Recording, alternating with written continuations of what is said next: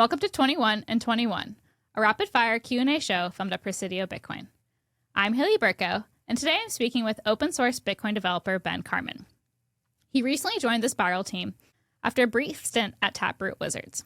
Before that, Ben worked at Mutiny, a non-custodial Lightning wallet. Ben, welcome to Prescidio Bitcoin. Thanks for having me. It's beautiful here. I'm so glad you liked it, and I'm so glad that you could make it. Yeah, me too. Well, I won't give you too much information about this show since I heard that you've watched this before, particularly the Rockstar Dev episode. I have to support my uncle, as always. You have to. So I'm just going to go ahead and hit the stop clock, and we're going to get right into it. Let's go for it. All right, let's go. So what brings you to Prescidio Bitcoin? And you guys, this week was the Spiral offsite, and it's my first week of Spiral, so basically just meet all the team, or I already knew most of everyone, so re-meeting everyone, hanging out, and catching up on all things LDK, BDK, and what the future holds for Spiral. It's been really fun and informative, and really good dinners and everything, so good stuff. You joined at the perfect time, literally the week of our offsite. Yeah, worked out on accident perfectly. Did. So what are you working on right now? And I think what I started on is a kind of secret, so I can't totally talk about it, but basically just being onboarded onto LDK things and LDK dependent projects. Kind of the goals with LDK is like we have a kick-ass Lightning implementation, and it's extremely extendable, so it can work in many different environments. So I'll be working on different ways where it can work very well on like easy to use mobile wallets, as well as like working on things for like LSPs and all the like high grade enterprise level Lightning wallets as well. So previously you were at Mutiny and have also worked on other open source Bitcoin projects. And then you went to Taproot Wizards. Now you're back doing Lightning work, but this time at Spiral. Why the change? So it's a long question. I mean, for me, like my Bitcoin journey has been a lot of just like hopping company to company a lot, and for good and bad reasons. A lot of them is just like, oh, I was at this startup and we ran out of Bitcoin things to do. And Mutiny was a little bit of that, of like we decided to shut down the wallet and the rest of the company pivoted to AI things. And I didn't want to work on AI, so I ended up going to Taproot Wizards because I want to do some like OpCat research and figure out like, you know, if Lightning is cool, but let's figure out like what else we could do if we had these interesting soft forks. And sadly, didn't get to work on totally everything I wanted to there. So I ended up leaving and just coming back to the light of Lightning. And I don't know, I'm excited. Like, I don't think Lightning was ever like dead or anything. It's just like, now it's like, okay, I tried the other thing and Lightning is actually just more real. So let's just like make things that actually work today. Well, we hope you stick around and don't bounce around too much after. So how did you become a Bitcoiner? I was in college listening to a comedy podcast, and one of the guests was like talking about like, oh, this Bitcoin thing I bought, it's like up like a bunch during 2017. And I was like, I'm poor, I want to be rich. So I like bought like $50 worth of Bitcoin.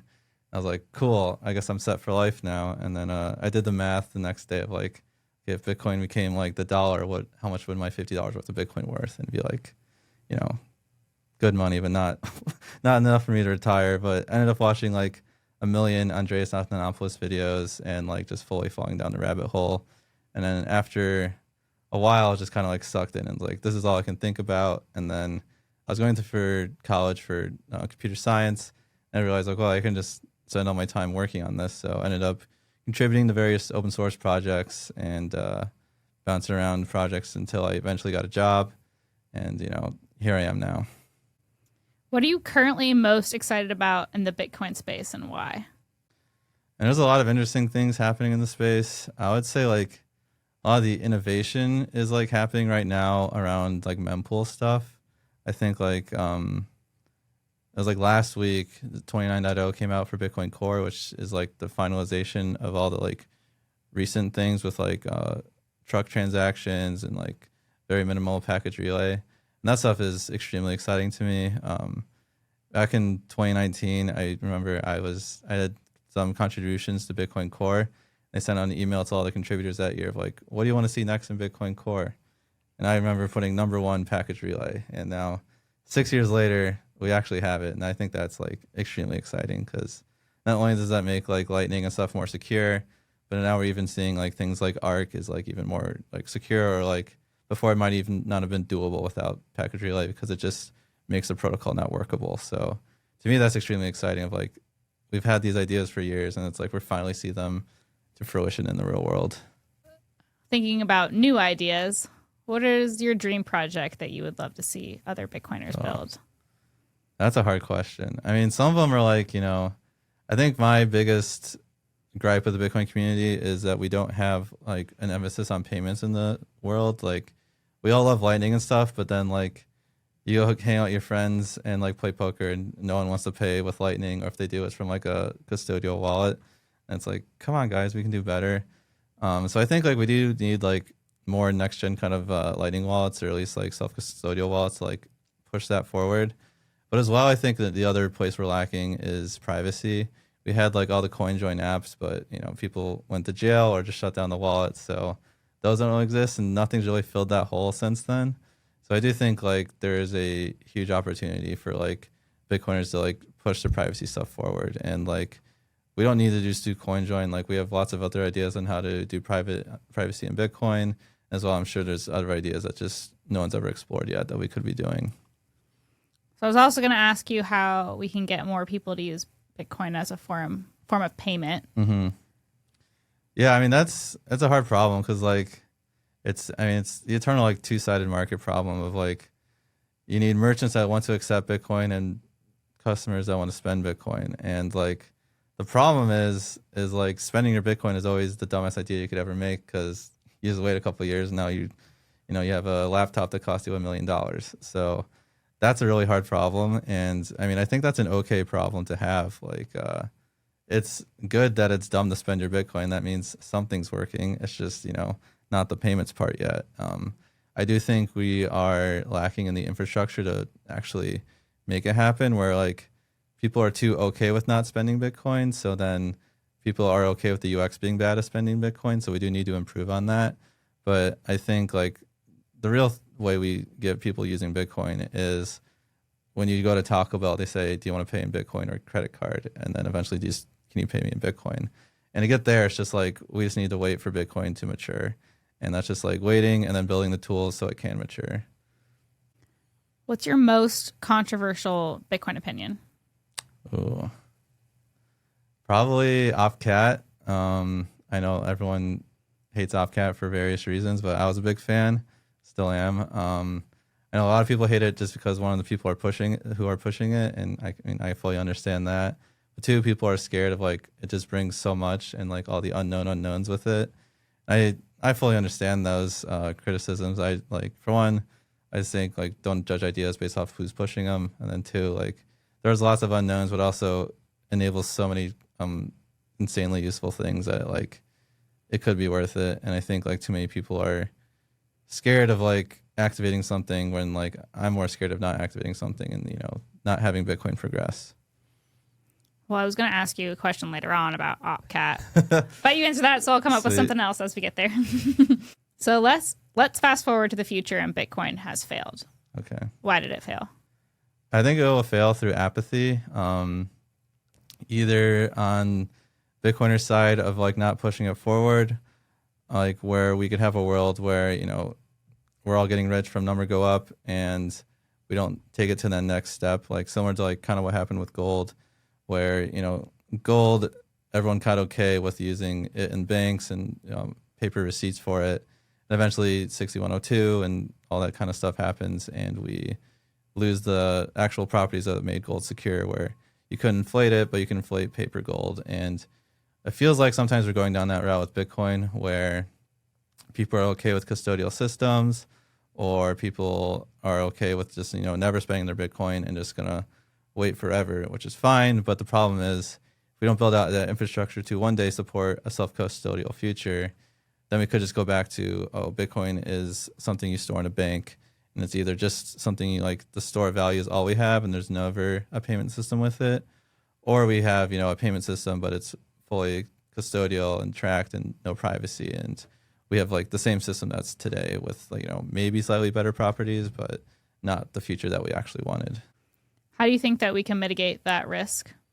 I mean, probably just like education and building. Problem is, those are probably like the two least scalable things. It's just like, trying to say like, I'll inform all 8 billion people on the planet. Good luck with that. And then, building things is extremely hard, but it's important. And I know we think we do a good job. I would say though, we do need more Bitcoin developers. Like I know probably half of all Bitcoin devs just from going to conferences. So it's like, I shouldn't be able to know all that. This is a $2 trillion network. Like it'd be impossible to know every dev in PayPal, but it is in Bitcoin. And, PayPal should be a tiny fraction compared to Bitcoin. So I think we need to just, increase the span of like who's working on this. Like, the core protocol will be a small thing just because if it's too big, you can't get anything done. But we should have like thousands of Bitcoin apps of all different kinds of builders. And we're just not there yet. But I think we will get there one day because we're just trying to make all the tools easier and easier for everyone to get there. Do you think it's like an awareness issue for developers knowing that they can build on all these different Bitcoin projects, or why don't you think there are more Bitcoin developers? Yeah, I think awareness could definitely be a thing of just like we have like all these easy to use tools nowadays. Like we were joking about earlier, like, you can just vibe code a Bitcoin wallet.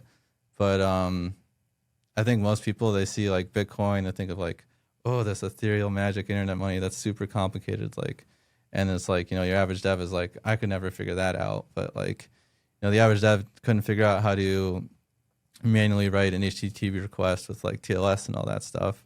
But you do that every day by just, just simple like HTTP GET in your library. So like, I think that's a big daunting thing. I think too, it's just like, it's just a part of like, not everyone is interested in Bitcoin. Like, the average developer is not very interested in, money and finance and all this stuff. They're more, they want to go play around with like fancy tech and AI or something, or just build a website. So like, there's a lot more. It's just like, it's a very niche subject. So getting people interested in that is hard. But I mean, as it grows, I think it'll more and more bring people in. I mean, we've seen that over the years already. So I think it's just like, a lot of it's just like a waiting game of like, as we wait, number will probably go up, and that'll just entice more and more people to come along.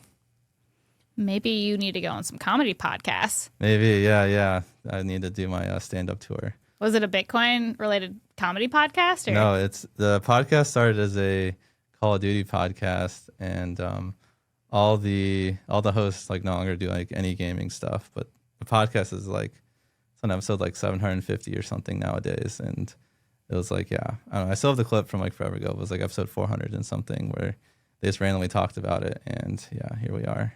Watch out! The Spiral creative team might put you on a gaming podcast tour. No, great. So, what's your perfect Sunday? My perfect Sunday.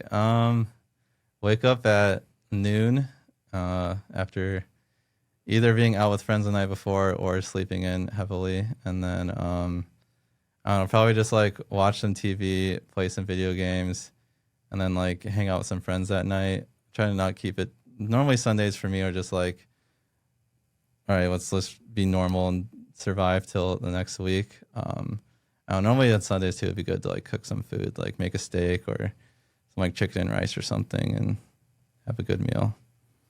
Love a chill Sunday. So, do you think that institutional investment determines whether Bitcoin becomes the planet's preferred currency? I think I don't know. I wouldn't say determines, but it's extremely important.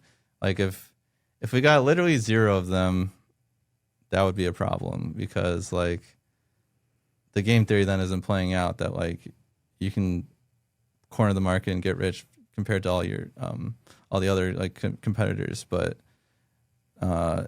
if like we only had a couple, I think that's fine, because that means like the game theory is playing out, and as well like then the rest of the masses can take over and demand it. But yeah, like we're not reliant on them, but like I think they're a good indicator of like if things are working. What do you think the role of stablecoins should be? Yeah, I mean, it was interesting like running Mutiny Wallet.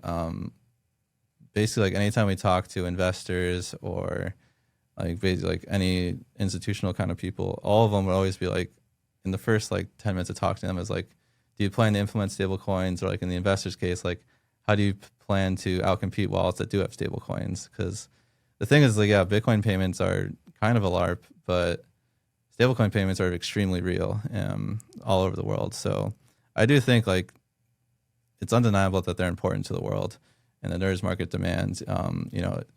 The problem is, I think, is like they're on things like Tron or Solana, where I have no interest in working on that. And I think most Bitcoiners aren't either of like using that. But I do think like things like Taproot Assets bringing that to Bitcoin could be exciting. And yeah, I do think we should be more okay to them. And I hope they do get adoption, because like the cool thing is once you have a user onboarded onto a stablecoin, it's basically the same UX as a Bitcoin wallet. So you're like basically beta testing all those UX things without having to do the other, UX challenges of like volatility of Bitcoin. But if you can get over like QR codes and see words, then like you're basically there on a Bitcoin wallet. So I think it's a great way to like kind of Trojan horse Bitcoin into things. So why are non-custodial wallets important to Bitcoin's future? And without non-custodial, you don't have Bitcoin. Like if we all just use custodial wallets, 21 million doesn't exist, censorship resistant doesn't exist, privacy doesn't exist. So you need a self-custodial wallet to enforce any of those properties. And, some of them have different trade-offs where like, a lot of self-custodial wallets, you actually don't have privacy because you're just like sending everything to a back end. But that's fine. It's like, it's just having all the different trade-offs of what's possible. But yeah, we just like, you need the self-custody to enforce any of actually Bitcoin's properties. So if we lose any way to do that in the future, like not just for holdings, but for payments, then I think we all just kind of lose out on Bitcoin. How do you think that we can convince ordinary people like moms, dads, friends that Bitcoin is in fact safe, or even to get them onto non-custodial wallets? Yeah, I think, I got my whole family kind of playing with Bitcoin, and basically it took like 4 years of me working in the space. So like, I remember like in like 2017, from watching them see the price go from 20K to 3K, and then me selling them, I want to go work in Bitcoin. They're like, Ben, what are you doing with your life? And now they're like, oh, Ben, you're the smartest investor in the world. How would you know this was going to work out? So I think there's just like time of just like the entire world kind of knows about Bitcoin. At least they've heard of it. And it's just like just further and further normalization where, now when my mom talks to like her book club, and someone brings up Bitcoin, she can be like, oh, my son does that. Versus before it's like, oh, I think I've heard of that. So it's just like giving people real world touches just makes it like more and more real. And then it's like normalizes it instead of like hearing the like, oh, Bitcoin's for drug dealers kind of mainstream narrative. So I think that's important. And then getting them onto self-custody, that's a whole nother problem. I mean, because the problem with this self-custody is it's worse UX, but you're doing it because of like principled reasons where you want the self-custody of like not giving up your data or not being able to get rug pulled. And the thing is like 99% of humans today are fully okay with like giving all their data away and like having a full custodial like bank and everything. So switching that over is hard. I mean, normally the answer is like let them get burned. But the thing is like we can't have 8 billion people get rug pulled. Like that's just going to be societal chaos. So I think that the only answer then is like education, which is hard. So I think the real way we have to do it is like having self-custodial products that are better UX than custodial products. I mean, the way you do that is like very hard, but it's just really just like building the best tools possible. Where like, if we have like all the smartest Bitcoin devs working on self-custodial things, then hopefully like that tech will outcompete the like smaller set of devs or, less competent devs working on the custodial products. I mean, that's the hope, maybe we'll get there, maybe we won't, but I mean, that's the only really way I'd see it working out. Who are some of your favorite Bitcoiners in the space right now? I always have to shout out Uncle Rockstar. He's eternal. Otherwise, I don't know, in Austin, we have a extremely solid crew. We run like our bit devs there.